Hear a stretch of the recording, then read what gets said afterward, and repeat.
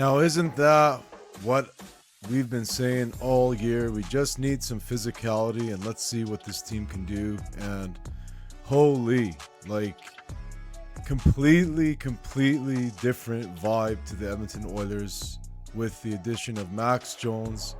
And versus the Dallas Stars, Jake Walman makes his debut and gets physical.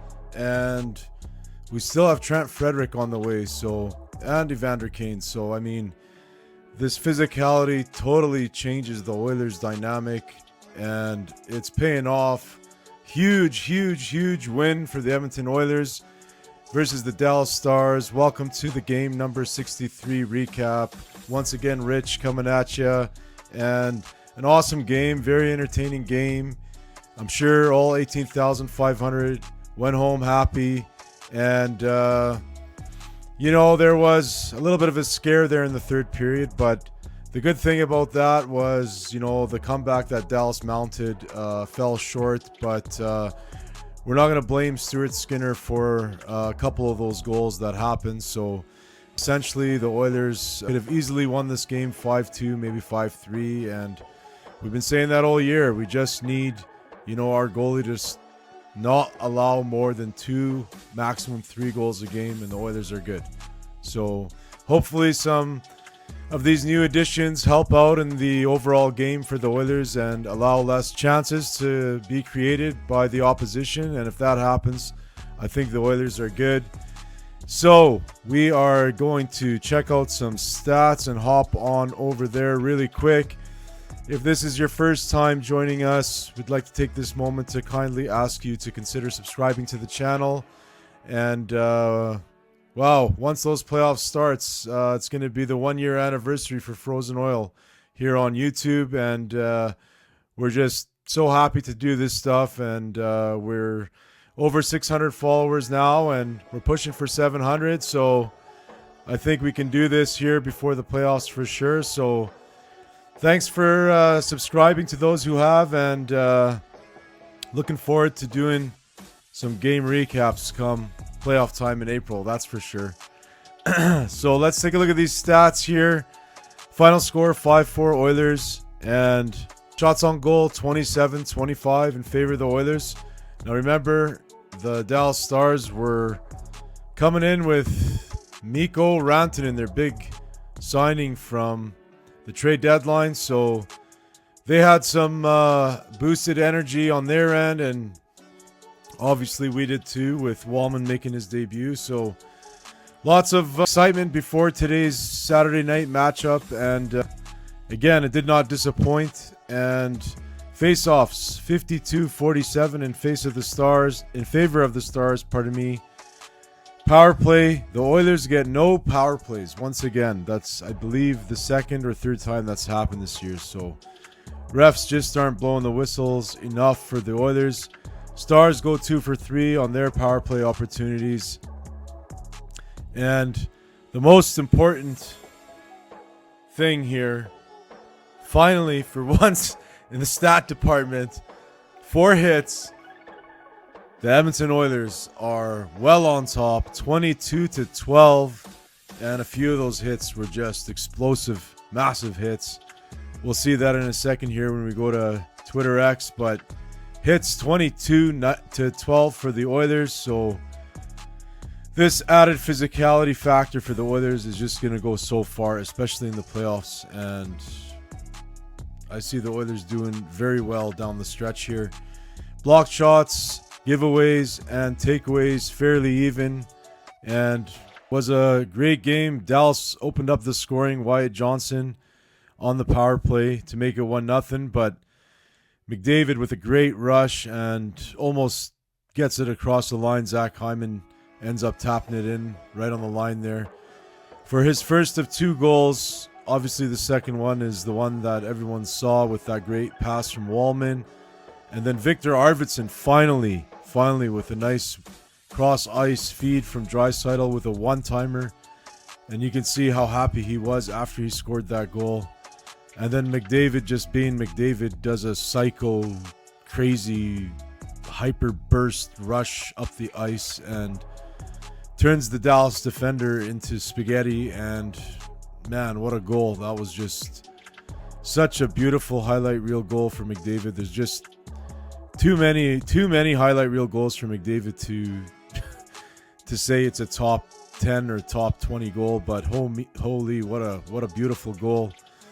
And then Connor Brown gets a nice, what turns out to be the game-winning goal, unassisted effort, but great effort there on that goal from Connor Brown. So 5-4 Oiler final, and as mentioned, was a very, very, very entertaining game to watch. Crowd was into it, and they have these goal visualizers here for on NHL.com, and I just wanted to show McDavid's goal because it's so funny. Watch this. Look how fast he goes compared to everybody else. He's just gone. No one's catching him. But we'll take a look at that goal here on Twitter X. So let's just head over there now and get to Twitter X here. And we will mention that we are on Twitter X. We're approaching 800 followers there, so you can find us. Our handle is @FrozenOilHockey, so check us out. And we'll start it off with what we mentioned off the top of the show, the hits, the physicality was so needed, and Max Jones in the lineup is bringing a lot of energy, and Walman too with 2 hits. So let's just check out these hits. So this post is from Oilers After Dark, and major physicality hits. Max Jones with 5 hits alone by himself. Nurse with 4. Walman with 2. McDavid with 2. Pods with 2. Janmark, Brown, Draisaitl, Perry, Hopkins, Emberson, and Stretcher with 1 each. So the Oilers were physical, and they get a win. They get a win, which is awesome. Look at Hunter here in this picture. That's so funny. So yeah, a great physical, energetic game from the Oilers, and if they do that, they're going to be tough to beat. I'll tell you that right now. Let's move on to the next one here from Simon Cole. This one says, Leon Draisaitl's controller died. And obviously they scored on that power play, and he just wouldn't get up to get to the box. Like, it was so funny. Like, he just sat there. The door was open, and he just wasn't getting out. It was just funny. And somebody noticed it. Simon Cole noticed it, and great tweet there.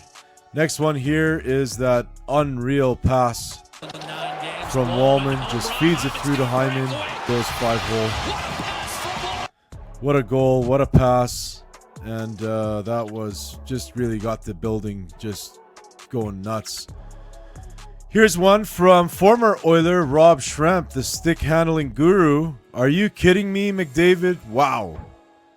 And he's referring to what we mentioned earlier. This goal is just stopped in front, it's just as unbelievable. Look at this. And the other way, McDavid backhand scores. What a goal. Too many again. He's done so many of these, but he seemed a little tired. People are on his case about, his production this year. He can't get any criticism, in my opinion. He's just a complete player. So, and when he scores goals like that, just again shows everyone Connor McDavid is the Michael Jordan of hockey. He's Ice Jordan, and if that goal doesn't tell you that, then I don't know what else to tell you. Here's one from Oilers Legend, @OilersLegend. Connor McDavid is the best hockey player to ever exist. And obviously in reference to that goal. And yeah, not a lot of players can just go end to end like that when there's, defenders with so much space before you get to them, and he just closes that gap and gets by them in just what seems like 2 seconds. It's just crazy. So congrats to Connor. What a goal. Here's one from Loyal to the Oil, @OilLoyal. Huge Oilers win 5-4. Play La Bomba. And there they are at the game. Some young stud Oiler fans. We got a rookie McDavid jersey here. We got a 06 Stanley Cup Finals jersey here with the patch. We got the McFarland jersey here. Nice Ryan Smith jersey. Looks to be like another one there. Another COG jersey. So the young fans are up and coming. And those are who are going to take the reins down the road. So great post there. And next one is from Bar Down, 96 on 96 violence. Jake Walman hammers Mikko Rantanen in his Oilers debut. And man, he caught Rantanen there. What a hit. Watch this. Boom. And Rantanen is not a small guy. Like his body is very, very similar to Draisaitl's, and maybe even a little thicker than Draisaitl. And Walman got all of them there with a clean hit too. And the hits did not stop there. Here's one from the Oilers. You just got maxed. Watch that hit.